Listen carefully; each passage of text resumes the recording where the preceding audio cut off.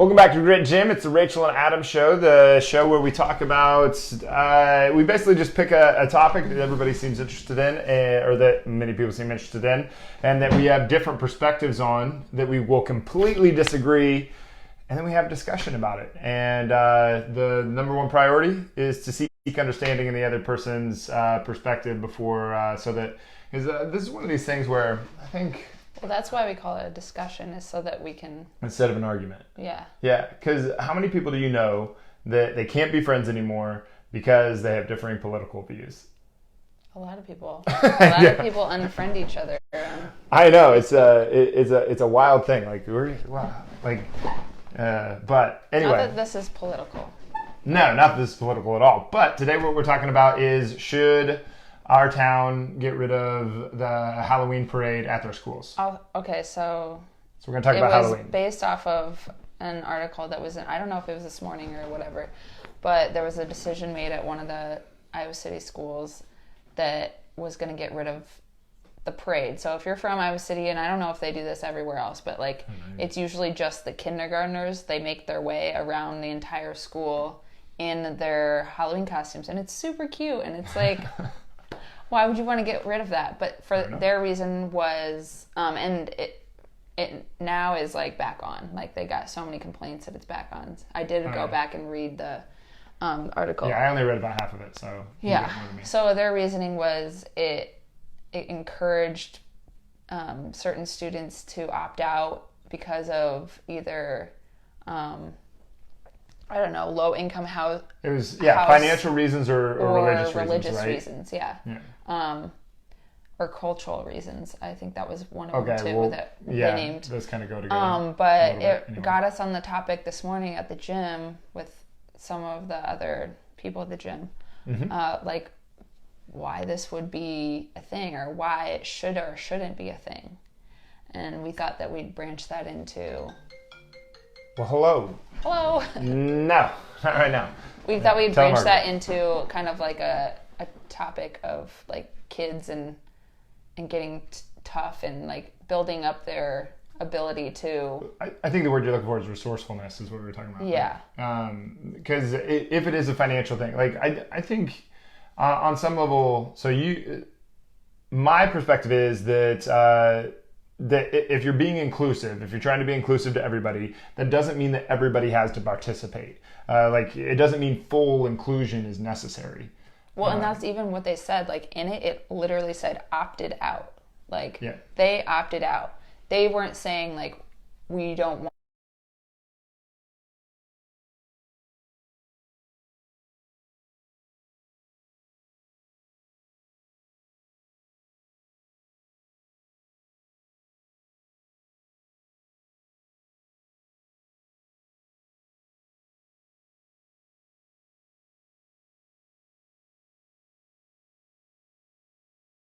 I don't know if that's accurate. Yeah. I don't know if we want to go, if you want to say if nobody can do it. If everybody can do it, nobody can do it. Or unless everybody can do it, nobody can do it.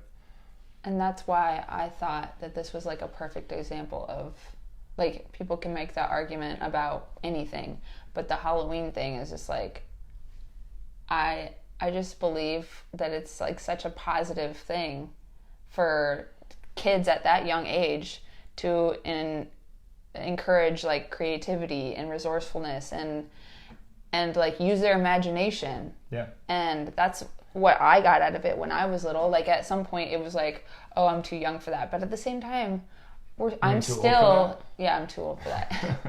But even today, I found the ability to enjoy it again, because you do have to use your imagination and your creativity, and you don't need money to do it. I think that was I think if you want to go the financial route, I think that was the silliest argument, because it's like you said, your sister came up with a costume where she wanted to be a mummy and she covered herself with toilet paper. I was in the first grade, and my mom was behind my sister Alina, literally catching all the toilet paper falling on the ground. You don't need any money to be a mummy. Money to be a mummy. You meant to do that, didn't you? No, I didn't. Lies. But that's what I'm saying. It's Elena wanted to be a mummy. But that's resourcefulness. That's resourcefulness. Yeah, it's coming up with something. She didn't have any help doing that. It's the same thing we were talking about this weekend when we were out. I don't think that you don't. I think when when it comes to relationships, when it comes to kids, when it comes to anybody, it's easy to try to protect them instead of trying to make them strong and try to make it harder on them. And I think, and I made it like I overstated, but I was like, you'd rather kick your kid down the flight of stairs than try to protect them from everything in the world. But I'm not saying I want to kick anybody down the stairs, but you would rather a kid get tough than be protected from everything, because then they have no courage to go out into the world and do the thing that they need to do. Yeah. And I think Halloween is pretty representative of that. What's that? That was like how we talk about how we take two different perspectives and we're trying to just have a conversation. Like Adam's obviously on the more tough love kind of side. I'm on the more nurturing kind of side, but even me as being like super nurturing and like I see things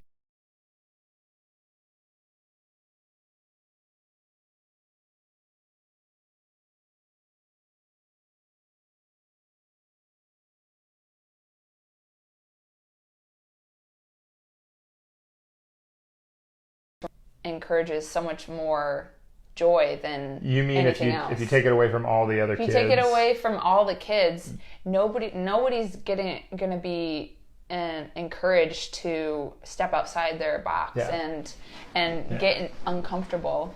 So I think you're at a very young age, you're just taking it away and just not even giving them the choice. Yeah.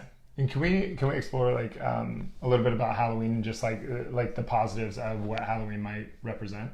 Yeah. Because this is something I went into my notes a little bit. Like you guys don't know, but we actually prepare for these. Sometimes. But I really like Halloween. I think that it's the least tainted. Like if it's a holiday, then it's one of the least tainted holidays that we have. And like I think that and like what would you compare that to? Like I don't know. Like Christmas, Easter, like all these different things that are just like well, they've become like more about commercial. But I didn't want to go into that. I just meant like it's not as tainted as the rest of them. It's like this it seems like the most pure, if you want to call it that. But you are practicing, like kids are practicing creativity, they're practicing resourcefulness, but also I think they're acting out archetypical stories.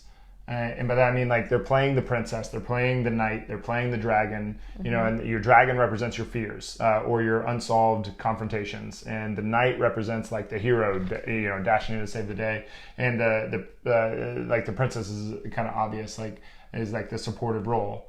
Well, it's kind of like you get to live out your fantasy for a day. Yeah, that's like what I mean. When you ask little kids what they want to be. Right. I think that's kids playing out these stories to solve their own problems and to learn about how they're going to interact in the world, if that makes sense. So like attacking the dragon, and they're doing it voluntarily. Like, did we just get a package? Marley spoon.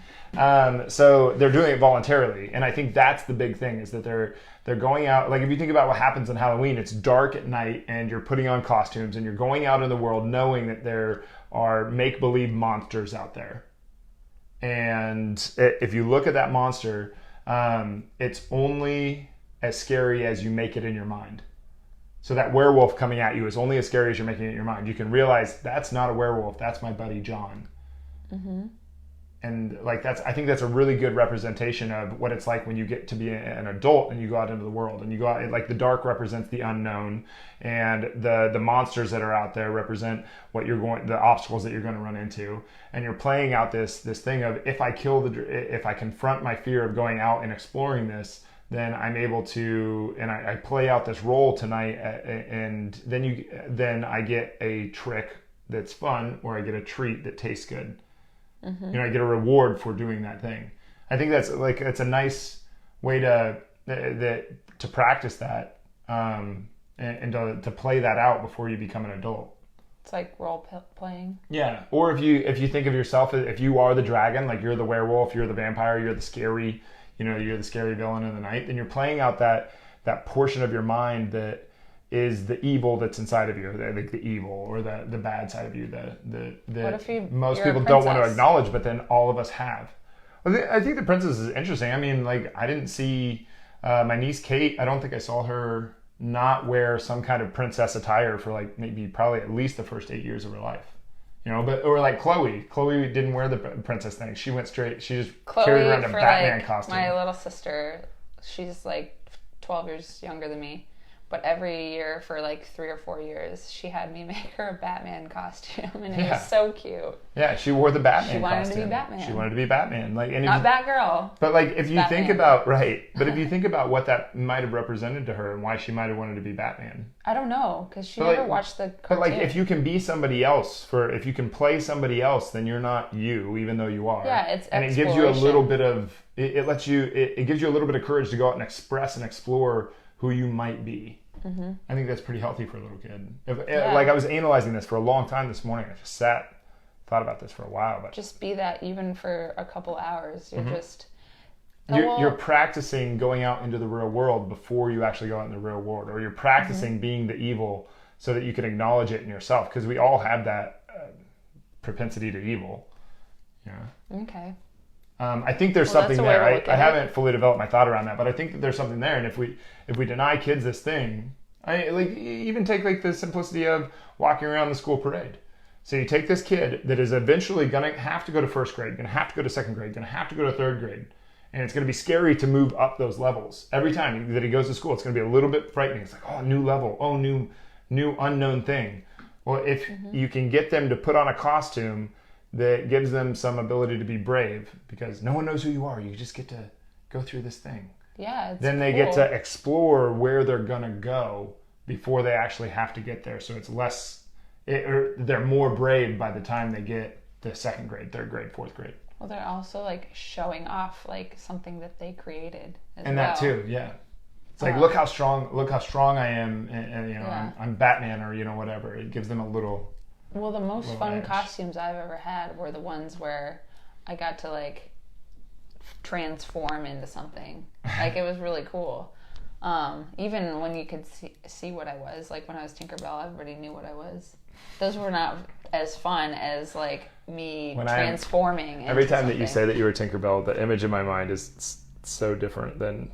That was just like, I think of you as an adult Tinkerbell, and it's like... I was an adult Tinkerbell. It's like, yeah, like, you look good. But yeah, like, I think that when you're just the idea that they want to take this away for that reason, it just like, I don't understand. And I think that's why they got a lot of backlash and decided not to. Well, actually, like, that article was about like the first time that happened. Like, there was like a national coverage of in 1993. Oh, really? About like the Iowa City School District. They sent out a letter and they were like, please do not be sensitive to certain cultures. And they said, some of them were like, can't be witches, can't be hobos, can't be devils, can't be gypsies. Can't be gypsies. I was going to say that's the new. So that was like the first round of it. And I mean, obviously they got... So that was the beginning of the PC cultural appropriation thing? It said that they got like a bunch of... Can't be Aladdin, probably. Can't be Jasmine.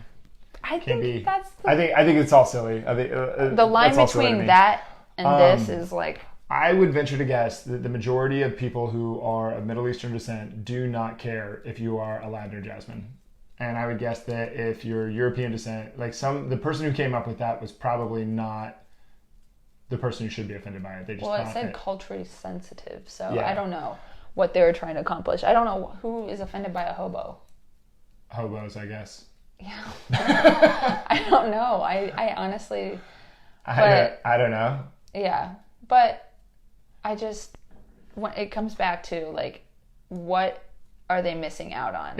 What is going to happen if they... Take that another step. If you can't play a role on Halloween, then you can't play a role in a play. You can't play a role in a movie. If that's the case, then we can't have art. It's like, all right, well, like, where are we drawing the line here? Yeah, take one thing away, and then you got to take the next thing away. Yeah, it's just like, wait a minute. It's a slippery slope. Yeah, it's like somebody's got to grow up.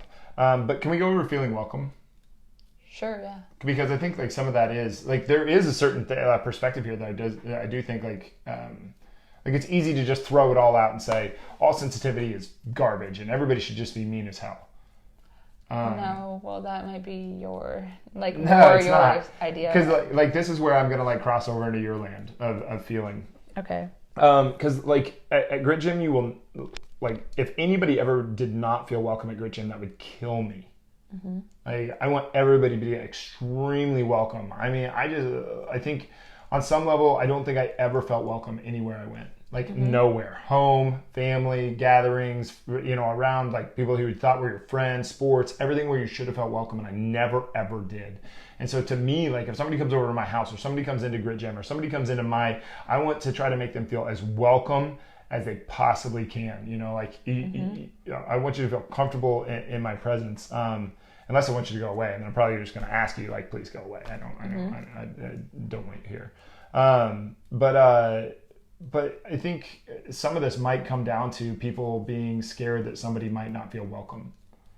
And I do think there's something there to explore, I get that. So this comes back to what, like at Grit, it's like, what can I do to make sure that people feel welcome and safe to express and explore who they really are? I think the way to make them feel welcome is for them to participate.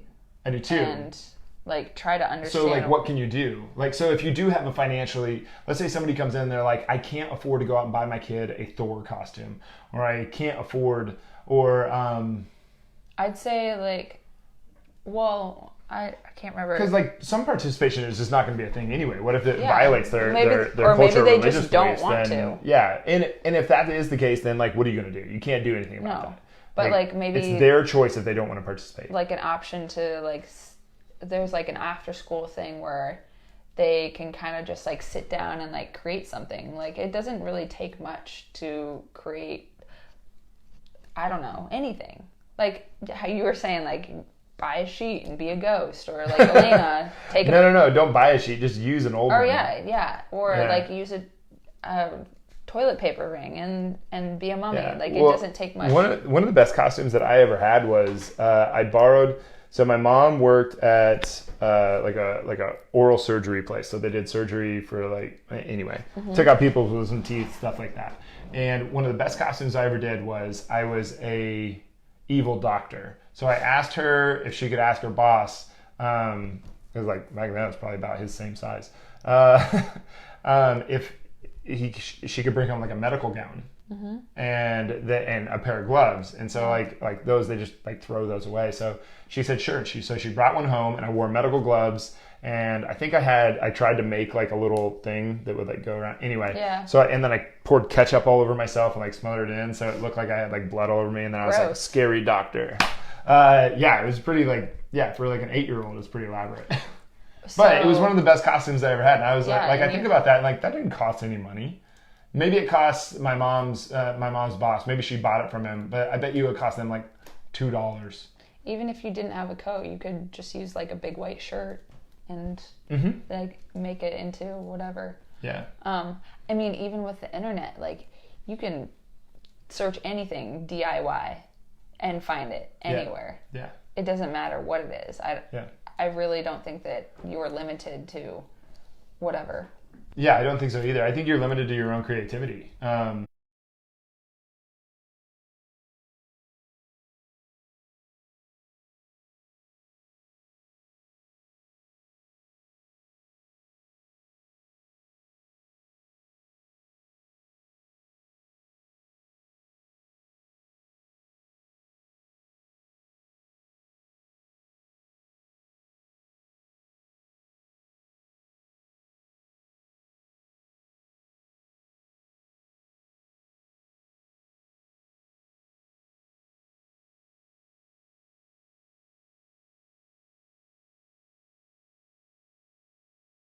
Part of it because I studied it in school, but like I have never experienced it. Like so I would be like, what's the point of me going to Mexico and in that time if I'm not able to experience that culture in their way? Yeah, I mean, you are in America where it's supposed to be the melting pot and everything, but it's a melting pot, but it's like we want to experience each other's. Yeah, I get what you're saying. What I mean? Yeah. Like Well, that's the inclusivity thing. Is like I think you be as inclusive as you possibly can. You be as welcoming as you possibly can.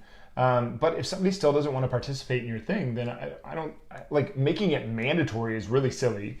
And beyond that, if you take it away from everybody else because a small percentage of people decided not to participate, then I think that you missed. I think that that's faulty logic. You missed something there. I mean, I know that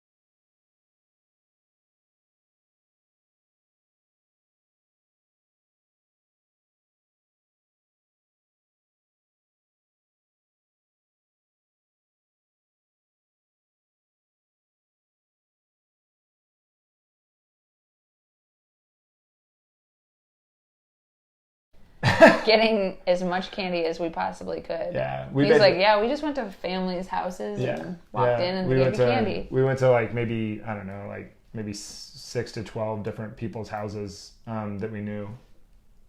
You didn't go to like random neighbors though? No. Okay. Yeah, that's what we did. No, we went to like both sets of grandparents, maybe an aunt and an uncle, and then maybe like a couple of like the old people that were kind of like, you know. Did you ring the doorbell and say trick or treat? Yeah, kind of, but it wasn't.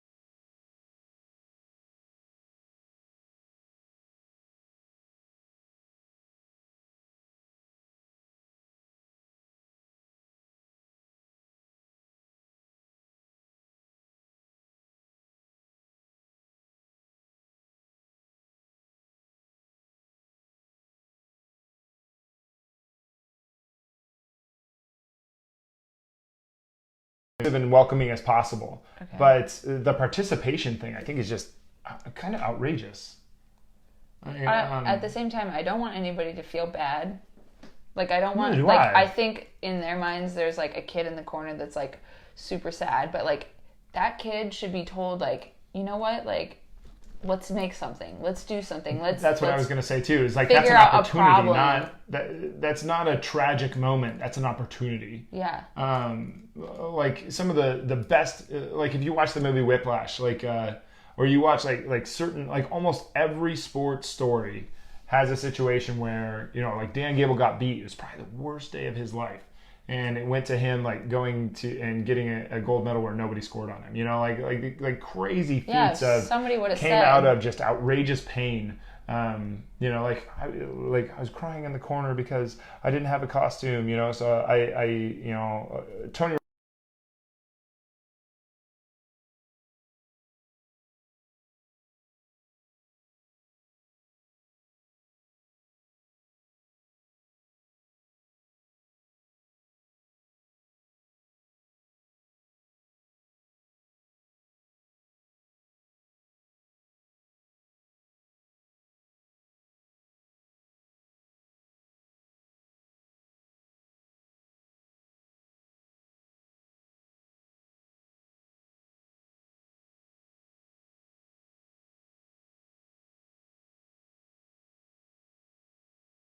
Take away every single obstacle that a kid has, they're never gonna learn or like be able to process when actual problems arise. Yep, you will have a grown-up infant, and that is a pretty disgusting person to look at. And I don't mean that from a judgmental standpoint. I mean like that's a very sad sight to see, is an infant that's an adult. It is. It's like creating an infant. It's yeah. Watch the documentary Crumb. You'll see an infant that's an adult, and it's an awful, sad sight to see.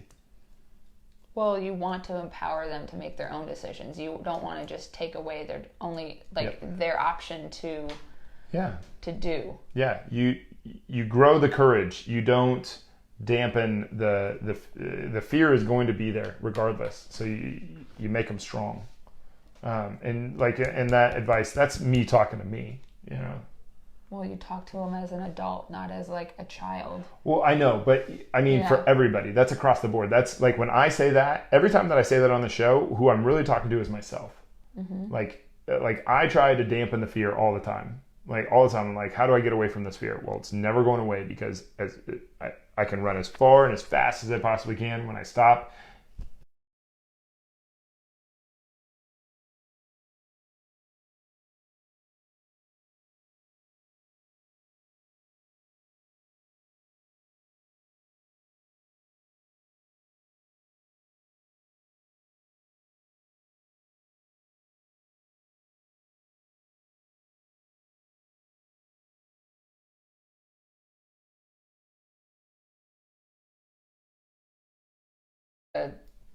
like a class where he's not, I don't know. Yeah. But instead she was like, she gave you no excuse, and she like made it very clear, like, you're going to have to work 10 times harder. Yeah, she got in my face. I mean, she was like intense. I was almost like, whoa. Like, instead of saying like, it's okay, like, we're going to, like, you're going to get all this extra help and blah, blah, blah. Like, she also made it your responsibility in that moment, she only made it my responsibility. Well, it's not like she didn't help you. No, but like, she like let you know, like, this is what you have and this is what we're gonna do. Yep. Yeah, she said, you're gonna have to. She got in my face and she put the finger. Like, you should see Janet's finger. It's pretty scary. Well, I'd like to see like where you'd be if she hadn't said that. If she hadn't said you're gonna have to. She didn't say you're gonna have to work. Yeah, that's what she said. She said you're gonna have to work 10 times as hard as everybody else, and I said I'm gonna learn 10 times.